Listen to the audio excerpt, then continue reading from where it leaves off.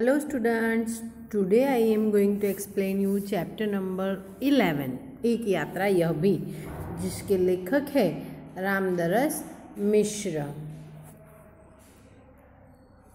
रामदरस मिश्र जी हिंदी साहित्य के प्रथम कोटि के साहित्यकार है। आपने कहानियाँ, काव्य एवं उपन्यास आदि क्षेत्रों में अपनी कलम चलाई है। आपके बहुचर्चित उपन्यास है जल टूटता हुआ और पानी के प्राचीर। आपकी कविताओं के संग्रह है बेरंग, बेनाम चिट्ठियाँ, पक गई है धूप, जुलूस कहाँ जा रहा है, आम के पत्ते। आपके कहानी संग्रह है खाली घर, वसंत का एक दिन, 61 कहानियाँ तथा मेरी प्रिय कहानियाँ। आम के पत्ते काव्य संग्रह को व्यास सम्मान से सम्मानित किया गया है। आपका हिंदी अकादमी के शिखर सम्मान एवं उत्तर प्रदेश हिंदी संस्थान के भारतीय पुरस्कार से प्रतिष्ठित किया गया है। एक यात्रा यह भी कहानी में रिक्शा वाले से परिचित होकर उसके जीवन की घटनाओं से नारी के प्रति उसका दृष्टिकोण देखकर तथा जीवन में उतारे गए कर्तव्यबोध से प्रेरणा प्राप्त होती है। स्त्री सम्मान, स्त्री सुरक्षा एवं आत्मीयपूर्ण संबंधों को खूबी से प्रस्तुत किया गया है, जो अत्यंत ही प्रेरक है। मैं बहुत यात्रा भीरू हूँ। यात्रा पर निकलते समय डर बना होता है कि पता नहीं कैसे कैसे लोगों से पाला पड़ेगा। सबसे बड़ी असहजता तो अनुभव होती है अंश-टंश किराया मांगने वाले ऑटो वालों से। नए शहर में कैसे कैसे लोग मिलेंगे, यह चिंता भी बनी होती है। हमारे जो मित्र कहीं यात्रा पर जाने से डरते हैं, क्योंकि उन्हें डर होता है उन अंश-टंश किराया मांगने वाले रिक्शा वालों से या ऑटो वालों से, क्योंकि जब कोई अपरिचित आदमी को देखते हैं तब ऑटो वाले बढ़ा चढ़ा कर किराया लेते हैं और हमें उसका पता भी नहीं होता है, क्योंकि हम उस शहर में नए होते हैं और नए शहर में कैसे कैसे लोग मिलेंगे उनसे भी उनका डर बना रहता था। तो इस बार एक डॉक्टर से मिलने के लिए ग्वालियर जाना पड़ गया। पत्नी साथ थी, इसलिए आश्वस्ति बनी हुई थी। मतलब कि एक बार जब वो ग्वालियर एक डॉक्टर से मिलने जा रहे थे, उनकी पत्नी भी उनके साथ थी, तो उनको थोड़ा दिलासा था। स्टेशन पर उतरते ही ऑटो वाले पीछे पड़ गए। हम चुपचाप आगे बढ़ते रहे। एक नवयुवक ऑटो वाला साथ लग गया। हम कुछ बोले बिना आगे बढ़ते रहे कि उसकी आवाज़ आई, बाबूजी आप आखिर कहाँ जाएंगे?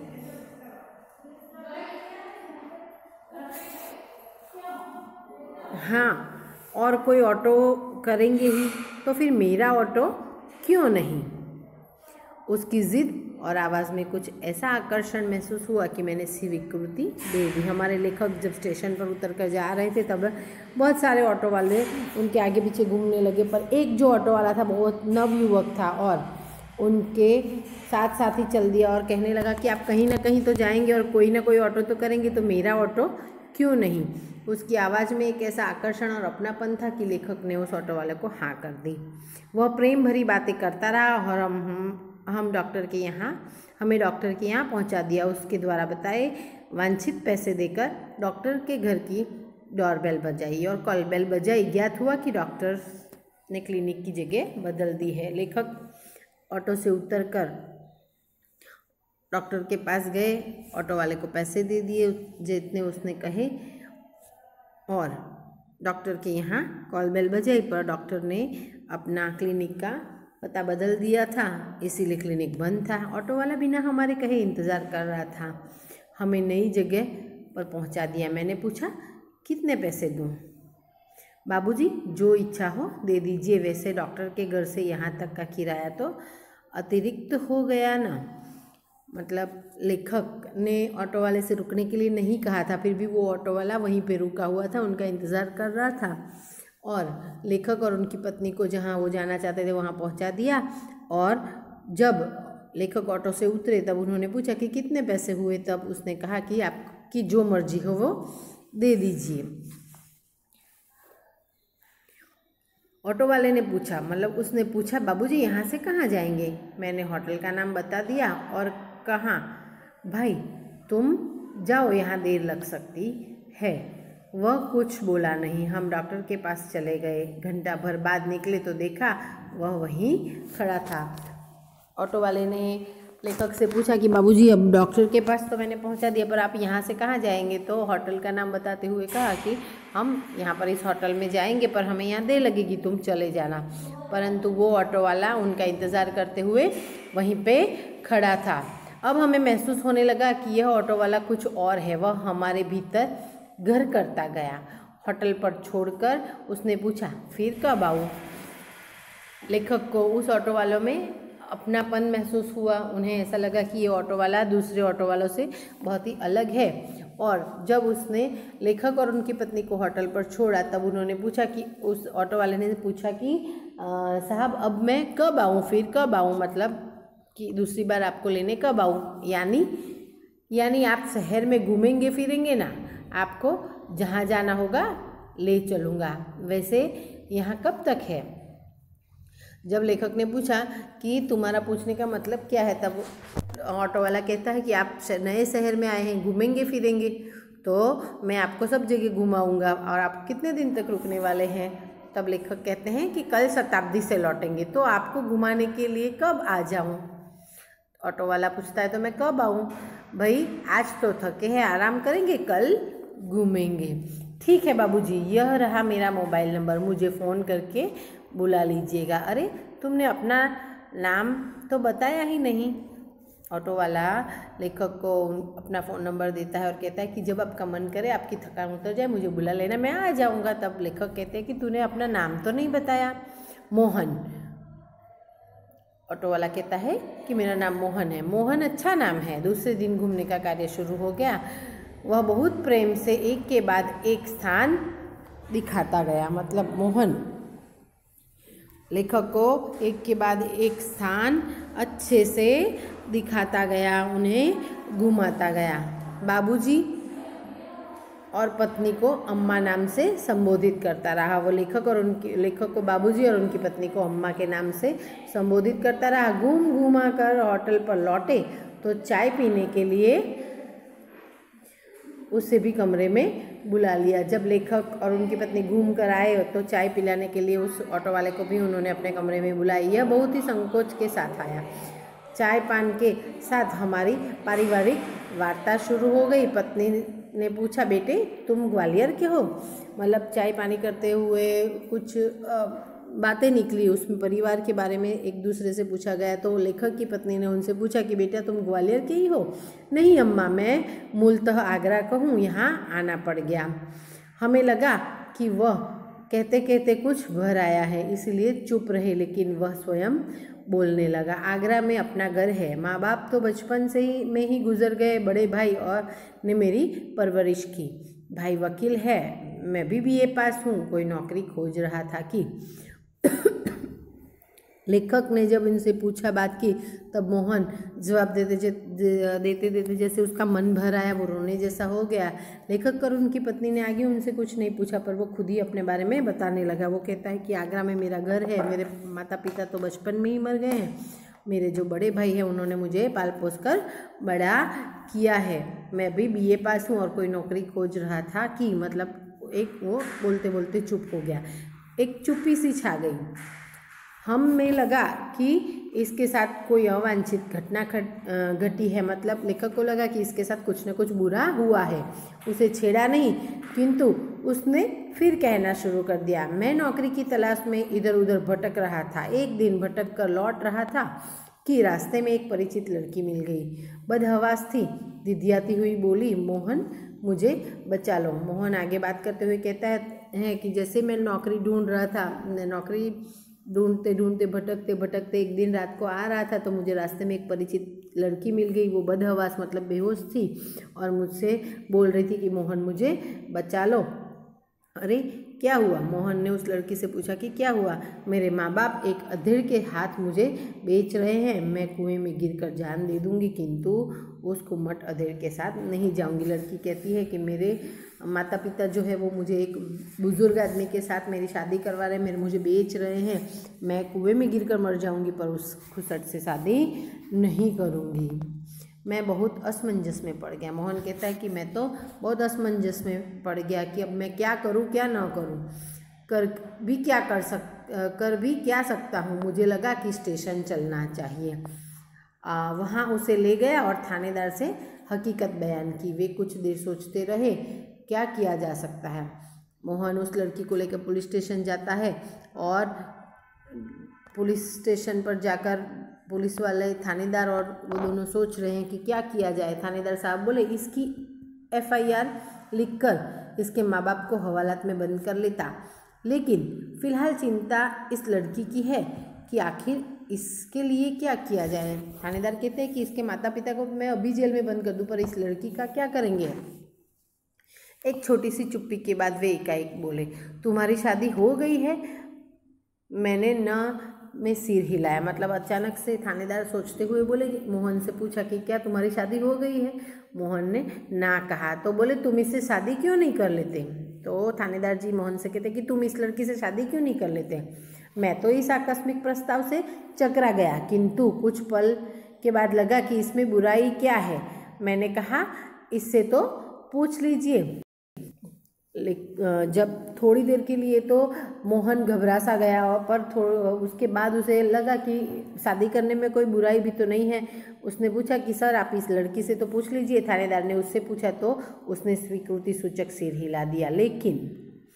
लेकिन क्या मोहन। थानेदार ने उस लड़की से भी पूछा कि क्या तुम उससे शादी करोगी।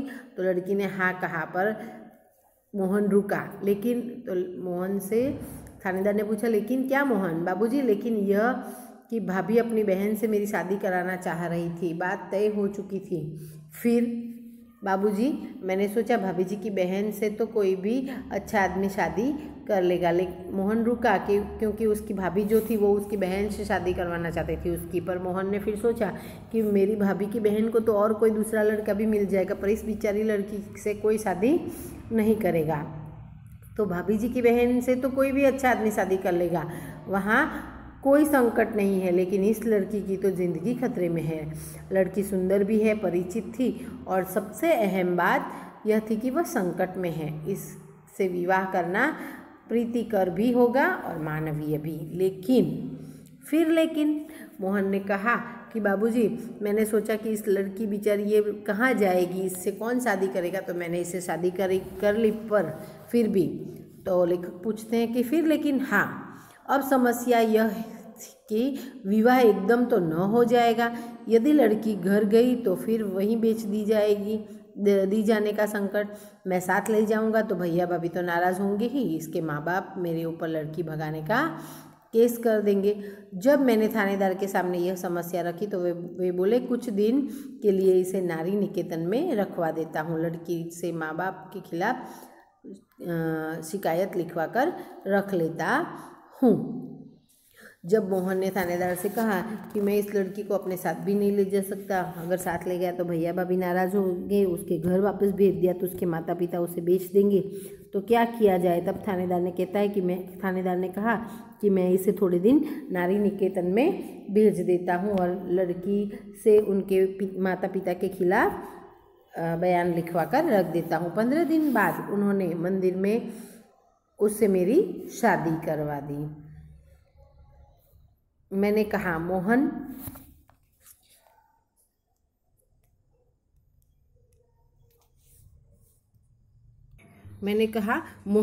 ऐसे थानेदार कहाँ होते हैं। मुझे तो इस घटना पर विश्वास ही नहीं हो रहा है।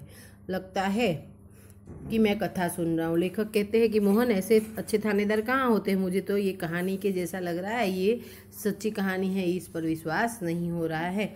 आप सही कह रहे हैं बाबूजी, लेकिन यह थानेदार कवि भी है। कवि सम्मेलनों में कविताएं पढ़ता है और इसकी कविताएं मानवीय संवेदना से भरी होती हैं। हाँ, तब ठीक है भाई, हर क्षेत्र में कोई न कोई मसीहा दिखाई पड़ ही जाता है। हाँ, तब यह कि मेरे भाई भाभी मुझसे खफा हो गए और हमें घर से निकाल दिया। एक तो मैंने उनकी साली एक तो मैंने उनकी साली से शादी नहीं की, दूसरा जिस लड़की से की वह किसी और जाति की है। तो तुम लोग ग्वालियर आ गए? हाँ बाबूजी, आगरा में हमारा निर्वाह होना कठिन था। पराए शहर में भले कोई ही अपनापन न हो, किंतु वह परायापन उस अपनेपन से अच्छा है ना, जो दिन रात अप्रीतिकर व्यवहार बनकर तन मन को उद्विग्न करता है। मोहन कहता है कि मेरे भाई भाभी मुझसे रूठ गए तो मैं उन्हें छोड़कर ग्वालियर आ गया। उनके ऐसे अप्रीतिकर अपनेपन से तो ज़्यादा इस पराये शहर में रहना अच्छा है। हाँ, तो सही कर रहे हो। तो यहीं कोई नौकरी तो रखी नहीं थी, बस ऑटो का दामन थाम लिया और उसी के सहारे चल रहा हूँ। वास्तव में तुम बड़े हो मोहन। बड़े बड़े लोग तो नारी हित में बड़े बड़े लेक्चर देते हैं, लेख कविताएं लिखते हैं, किंतु अपने व्यवहार में नहीं उतारते। लेकिन तुमने बहुत ही सहज भाव से एक लड़की को दुर्दशाग्रस्त होने से बचा लिया और अपने जीवन के साथ उसे सम्मानपूर्वक लगा लिया। बाबूजी, इस कार्य में मुझे भी बहुत संतोष मिला। मैंने तो एक बार उसका उद्धार किया, किंतु वह तो प्रायः मुझे संकटों से उबारती रहती। मोहन कहते कि मैंने तो सिर्फ उस लड़की को एक बार बचाया, पर वो तो रोज आने वाले संकटों से मुझे बचा रही है। मोहन की यह कहानी हम पर छा गई और हमारे मन में कितना बड़ा हो गया। गाड़ी का समय हो रहा था। मोहन हमें लेकर स्टेशन आ गया। मैंने उसे 500 रुपये का नोट देने लगा तो वह बोला, रहने दीजिए बाबूजी। अब लेखक अपने घर को लौट रहे थे। गाड़ी का समय हो गया था। मोहन लेखक को स्टेशन छोड़ने आया। जब स्टेशन छोड़ने आया, लेखक ने उसे 500 रुपये दिए, परंतु मोहन उसे लेने से इनकार करता है। अरे, यह तुम्हारा पारिश्रमिक है, मतलब कि ये तो तुम्हारा मेहनत का दाम है, कोई दान थोड़े ही दे रहा हूँ। बाबूजी, मैंने माँ बाप का प्यार नहीं पाया। कल से ही लग रहा है कि मुझे माँ बाप मिल गए हैं। इस सुख के आगे पैसे का तो कुछ मोल नहीं है। पैसा तो और लोगों से कमा लूँगा। मोहन कहता है कि मुझे आप में मेरे माँ बाप दिखाई देते हैं, मैं पैसे तो दूसरों से कमा लूँगा। आपके प्यार का और सुख का कोई मोल नहीं है बेटे, लेकिन मेरी भी तो सोचो, मैं बेटे का शोषण कैसे कर सकता हूँ। लेकिन यह तो बहुत है, इतना लूँगा तो आपका शोषण हो जाएगा। यह कहकर 500 का नोट लेकर 300 वापस करने लगा। बोला, मुझे इतना पराया न कीजिए बाबूजी। हाँ, पर जब भी ग्वालियर आएगा मुझे बुला लीजिएगा। मेरा फ़ोन नंबर तो आपके पास है ही, लेकिन मेरी एक शर्त है। वह क्या बाबूजी? ये 500 रुपये चुपचाप तुम्हें लेने ही पड़ेंगे। उसने 300 रुपये अपनी जेब में रख लिए, जैसे कह रहा हो कि यह कैसी शर्त आपने रख दी बाबूजी। कुछ क्षण बाद बोला, बाबूजी, आपका फ़ोन नंबर तो मेरे फ़ोन पर आ ही गया है, कभी कभी फ़ोन करता रहूं क्या? मोहन पूछता है कि क्या मैं आपको कभी कभी फ़ोन कर सकता हूँ? तब लेखक कहते हैं, हाँ हाँ भाई, शौक़ से, मुझे अच्छा लगेगा, लेकिन आपका नाम तो मैंने पूछा ही नहीं। मैं हूँ सत्यकेतु और यह मेरी पत्नी कामना। और जब हम स्टेशन के अंदर जाने लगे तो वह आँखों में न जाने कितना अपनापन लिए हमें निहारता रहा।